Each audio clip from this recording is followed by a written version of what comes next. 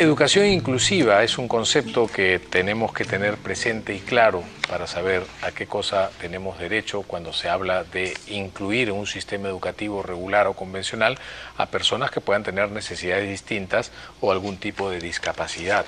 De cualquier manera, a veces puede parecer duro el término de discapacidad, sin embargo, yo creo que lo más importante es empezar a pensar en que tenemos que ayudar a las personas a que logren independencia, libertad, decisiones, ¿no? Pero con evidentemente la consideración de sus condiciones. Así que para eso me acompaña esta mañana Ernesto Reaño, él es psicólogo especialista precisamente en temas relacionados con neurodesarrollo. Vamos a hablar con él acerca de lo que es este concepto, ¿no? Que creo que a pesar de que existe una ley, todavía no se tiene muy claro, sobre todo en el ámbito particular, en el ámbito privado de la educación. ¿Cómo estás, Ernesto? Bienvenido al programa. ¿Qué tal, Pepe? Un placer tenerte esta mañana con nosotros para conversar acerca de lo que es la educación inclusiva, que a veces no es tan inclusiva en el Perú, sobre todo en los colegios privados, ¿no? Lamentablemente. La educación pública adolece una serie de deficiencias, en fin, que yo creo que ya son harto conocidas y discutidas, pero sin embargo me parece muy bien que exista una suerte de ley que obliga a tener la posibilidad de abrir las aulas para niños que tengan habilidades o necesidades especiales de aprendizaje, pero eso como que no se termina de cumplir. ¿Qué cosa es lo que pasa? Esto se establece en el año 94 en la Declaración de Salamanca, ¿no? Cuando se habla de que los niños con discapacidad y sin discapacidad debían acudir a escuelas donde pudiesen convivir de manera atendiendo a la diversidad de cada uno. El modelo anterior a la inclusión es la integración. Y anterior a la integración era la negación. Claro, la segregación. O sea, claro, total. la segregación, ¿no? Claro, o sea, tenía centros especiales donde la persona, digamos, con discapacidad era puesta de lado. Luego se hace la integración donde se tienen pabellones para las personas con discapacidad y en los patios de recreo era donde podía haber convivencia.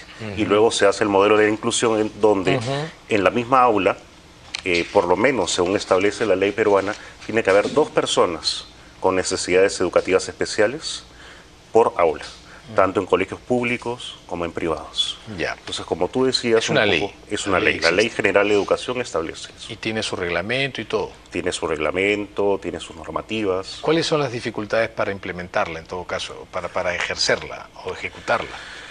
Desde tu perspectiva, ¿qué cosa crees tú que está faltando? Y lo que yo veo mucho, que es en el campo, sobre todo el autismo y el Asperger, en el cual yo trabajo, es que, claro, a nivel de la escuela pública, si bien es cierto, con todas las carencias que tú has subrayado, existen equipos especiales, los equipos SANE, que son de atención a las necesidades educativas especiales, que van a la escuela, capacitan a los profesores, hacen las adecuaciones curriculares y de espacio pertinentes.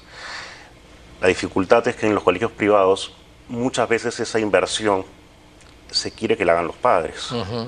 O el colegio no quiere hacer esa inversión, digamos, en capacitar a sus profesores. Hay muchas excepciones, por supuesto, ¿no? Pero, digamos, no lo ven como una inversión que les va a traer, digamos, algún tipo de beneficio en el futuro. Digamos, capacitar a sus profesores y prefieren decir, no estamos preparados para la inclusión. Pero en la actualidad ningún colegio puede decir, no estoy preparado para la inclusión porque por ley. O sea, tienen que estarlo. ¿Y hay alguna entidad que supervisa que se cumpla esto? Sí, la Adjuntía para la Persona con Discapacidad, de la Defensoría del Pueblo, que trabaja a la par con Indecopi. ¿No? Entonces, pero no existe una suerte, digamos, de SUNAFIL o de su salud para lo que es educativo. Bueno, en realidad la persona la SUNEDU debería hacerlo, ¿no? O sea, digamos, si es una superintendencia, algo debería fiscalizarse. La gente puede ir a la UGEL del distrito, ¿no? Y si el caso ya es un poco más grave, a la Defensoría del Pueblo, a la Adjuntía para la Persona con Discapacidad, ¿no? El tema es la poca confianza que hay en las instituciones del Estado que deberían garantizar nuestros derechos, ¿no? Sí, aunque de primera mano, por lo que yo he trabajado, funciona muy bien la Defensoría del Pueblo, digamos, para trabajar por los derechos de las personas con necesidades educativas especiales, en este sentido, ¿no? Ahora, como tú bien explicaste, hemos pasado por etapas, ¿no? Primero la negación, o sea, los niños con habilidades o necesidades especiales simplemente no podían, se asumía que era causas perdidas y los dejaban ahí. Luego vino la segregación. Alguien dijo, Sí. no, estos chicos sí pueden ser independientes y desarrollar algo, y algunos tienen talentos especiales en algo, entonces vamos a darles un espacio. Claro. Estaban segregados, aislados. Luego vino la integración y luego la inclusión. La inclusión, sí. ¿Cuántos colegios que tú conozcas tienen la disposición y la capacidad de haber implementado educación inclusiva en el Perú? Bueno, yo creo que dentro de la gama de colegios privados, la mayoría tiene la disposición hacia la educación inclusiva, que ya es bastante, ¿no?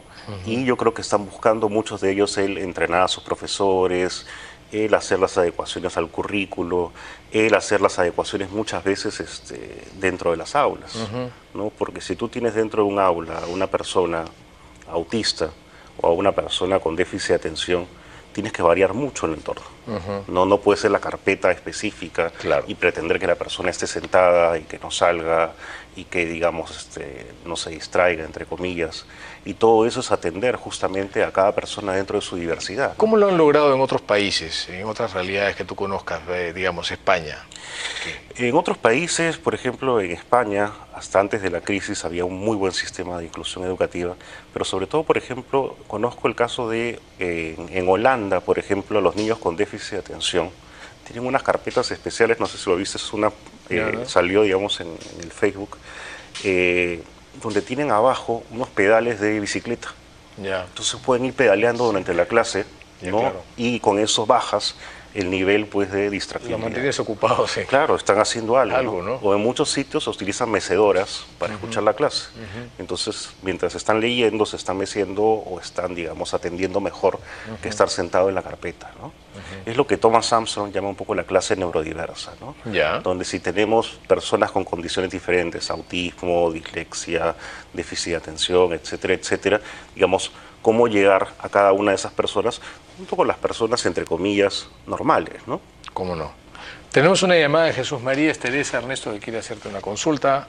Hola Teresa, buenos días, bienvenida al programa, gracias por llamar. ¿Cuál es tu consulta, por favor?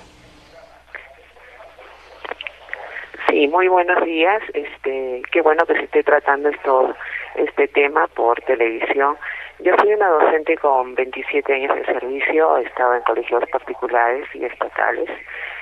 Y en los estatales me ha tocado trabajar con niños especiales.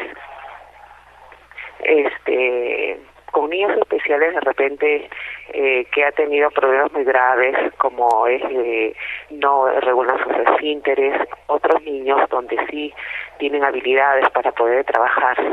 Pero lo que pasa aquí es lo siguiente, es cierto que viene el SANE a las aulas, pero no sentimos realmente un apoyo a los maestros, no hay una estrategia que el gobierno esté llevándolo a cabo. Ellos vienen 1 o 2 veces a la semana, se sientan dentro del aula, acercan al niño, le hacen una prueba, nos dicen el resultado de la prueba y luego se retiran. Y luego para estos casos que son graves de autismo, necesita una preparación, ¿no? A veces los docentes no tenemos las herramientas necesarias. ¿Qué hacemos nosotros? Tenemos que consultar a los psicólogos, hacer nuestras propias investigaciones y trabajar con ellos como debe ser. Pero entonces aquí nos quedamos abandonadas por lo que es el Estado. Perfecto. Entonces quisiera preguntarle al psicólogo realmente si hay un avance en cuanto a esto, porque yo le estoy hablando de lo que es realmente lo que pasa en aula. No, es muy bonito hablar de la educación inclusiva, pero a veces los docentes no estamos especializados y queremos que nos especialicen, porque puede llegar al aula un niño con autismo, puede llegar un niño con Asperger, entonces se necesita que realmente funcione esto. Si no funciona, puede cometerse muchos errores y graves. Muy amable, gracias. No, gracias a ti, Teresa, un beso grande, es muy pertinente tu participación. Claro, implantar primero e implementar, o implementar primero y luego implantar el sistema podría ser bueno para unos y difícil para otros. La perspectiva del docente, ¿no? Claro. O sea, el docente, en el caso de Teresa, ya tiene 27 años como docente, pero nunca ha enfrentado la docencia a un escolar con necesidades especiales. Entonces ella dice, bueno, nosotros de la noche a la mañana dice, bueno, tienes que irte a la guerra y tienes que agarrar un fusil, pero no sé ni siquiera cómo se dispara. Claro, pero anda. Pero vas igual Claro, y tengo que evaluar cuántas bajas vas a traer de combate. Este es así, Sí, claro. ¿no? Es una parte importante esto, ¿no? Lo que creo que el problema es que en el Perú nos saltamos justamente esa etapa de la integración, ¿no? Que es en la que otros países supuso la preparación para la inclusión. Implementar, efectivamente, ¿no? Entonces luego viene la inclusión, que en realidad fue por decreto, ¿no? Y que ya la tenemos, digamos, incorporada. Y como bien dice la profesora, y yo quiero felicitar a todos los maestros, digamos, que se compran este proyecto, porque digamos, en realidad si uno quiere una inclusión que funcione, como bien dice la profesora, uno tiene que capacitar a sus profesores, hacer cambios en el aula, hacer una serie de cambios que muchas veces el colegio no da, tanto a nivel público como privado. La currícula universitaria de educación contempla preparación y entrenamiento en estas áreas. Si tenemos una ley que obliga que cuando vayas a ejercer tu profesión de educador, de profesor, estás en un aula, tienes que saber cómo abordar a un niño con necesidades especiales. No necesariamente.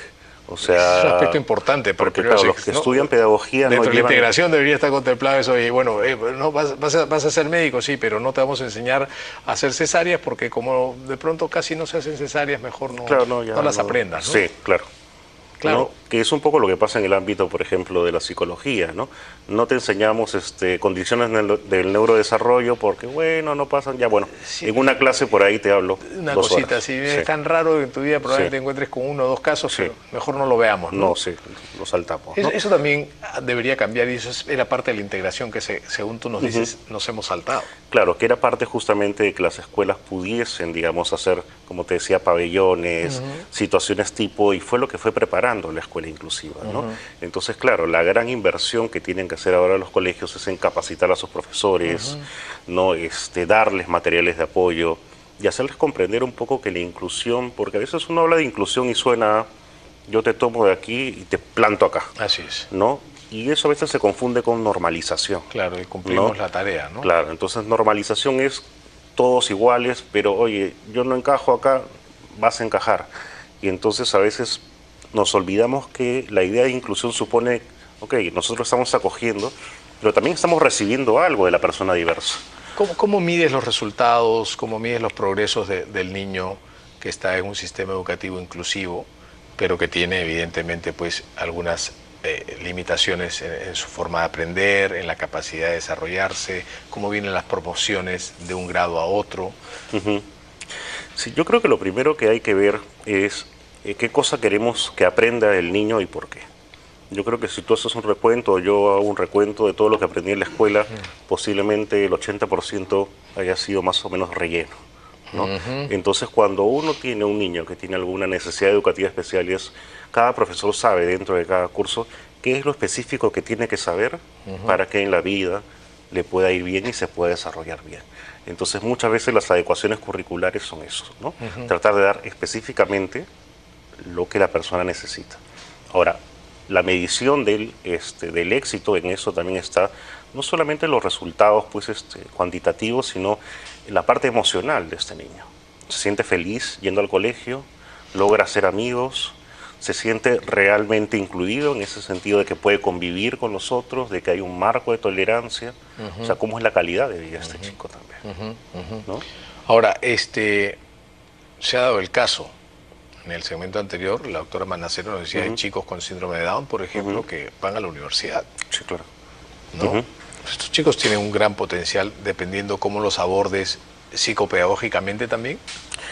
Por supuesto, ¿no? O sea, en la actualidad, por ejemplo, muchas universidades están abriendo sus puertas, digamos, a personas con condiciones diversas, porque se dan cuenta, por ejemplo, que, claro, la persona Asperger, la persona autista, por ejemplo, es muy buena en todo lo que son tareas tecnológicas, pero se están perdiendo, digamos, de grandes ingenieros del sistema. ¿Por qué? Porque los jalaron en estudios generales en lengua 1. Pues. Sí, bueno, sí. Ya. Sí. Entonces, o bueno, por ejemplo, personas con déficit de atención que son muy buenas en pensamiento divergente y que podrían ser muy buenas en determinadas carreras, pero igual no pasan por el curso pues de filosofía 1. Entonces, no estamos formando y se está haciendo una especie de Todavía inclusión, ¿no? han pasado los años, han pasado las décadas y todavía seguimos forrando nuestros cuadernos igual. Sí, claro. Eso ni siquiera ha cambiado. Sí, ¿no? Tenemos claro. que seguir teniendo el cuaderno y el lápiz y el papel para aprender. Y cuando en realidad esto en 5 años posiblemente ya nadie va a escribir a mano. Efectivamente. Pero bueno, ahora tal como escriben los chicos ahora, yo no sé si el castellano sea igual dentro de 5 años. Sí, no, en fin, claro, se van a olvidar de escribir. Tenemos un Facebook, Ernesto, Sí. dice, tengo un niño de 6 años con síndrome de Down que ha llevado terapias de los 3 meses con buen pronóstico según los terapeutas. El tema es que la mayoría de los colegios regulares no lo reciben, a pesar de que hay una ley. ¿Qué cosa se puede hacer? A ver, eso Es es una bastante queja recurrente, importante, ¿no? Eso es bastante importante porque uno suele ir a las escuelas y claro, te dicen no hay cupos o ya tenemos el cupo para inclusión, digamos, establecido, ¿no? Entonces, para que se tenga el cupo establecido, como te dije, son 2 alumnos en inclusión por aula. Ahora, el padre tiene todo el derecho, digamos, a solicitarle al director del plantel que por escrito, ¿no?, le especifique las razones por las cuales no está siendo aceptado Claro. el chico. Y con ese documento esta persona puede ir a la Defensoría del Pueblo, puede ir a la UGEL y decir, bueno, me han dicho esto, quiero saber si Sí. están inscritas realmente Sí, se todas adecua. esas personas. ¿Cómo no? Ese es un dato importante porque mucha gente no lo sabe y está en una suerte de indefensión. ¿Cuáles son tus expectativas para el Perú educativo de los próximos 100 años ya? 50 pues ya. Ya, 50. 50, porque hay que planear un país no se planea para los próximos 5, ¿verdad? No, para no, sí, los ese es el próximos problema que 500 tenemos, años, no es claro. el problema que tenemos, ¿no? Sí, Ya, vamos, sí, en sí. los próximos 50 años, ¿cómo ves el Perú dentro de 50 años en lo que es educación, capital humano, desarrollo? Yo espero que, digamos, se empiecen a fijar mucho más en nuestros niños, sobre todo nuestros niños que tienen condiciones diversas, qué cosa es lo que sí hacen bien. Uno suele ir a las escuelas y sacan el file de lo que hace mal y yo siempre pregunto dónde está el file Sí. de lo que hace bien. O sea, porque Sí. no puede haber un niño que haga todo mal. Claro, no hay Entonces, nadie que haga algo malo. Claro, todo ¿no? malo, Entonces, yo espero, digamos, que se atiendan específicamente a las capacidades de cada chico, ¿no? Atendiendo junto con las nuevas tecnologías, pues las tecnologías electronales que tenemos ahora, ¿no? Como tú decías, posiblemente pues el castellano va a variar, la escritura va a desaparecer y todo eso, pero las nuevas tecnologías hacen que justamente las personas diversas, digamos, puedan integrarse mucho mejor, ¿no? Hay gente que puede llevar educación desde casa, hay gente que puede trabajar desde su casa, claro. etcétera, etcétera, sobre todo en las personas Así autistas, o Efectivamente. Asperger. Y yo espero que la educación recoja, digamos, que las nuevas tecnologías nuevamente sirven para integrar, incluir mucho más a varias personas. Eso es una inversión, no es un gasto, Ernesto. Sí, claro, es Evidentemente. una inversión. Te agradezco un millón. A ti. Gracias por habernos acompañado. Ha sido Ernesto Reaño, psicólogo, hablando sobre la educación inclusiva. Nos vamos rapidito a una pausa y venimos con la última entrevista de la mañana.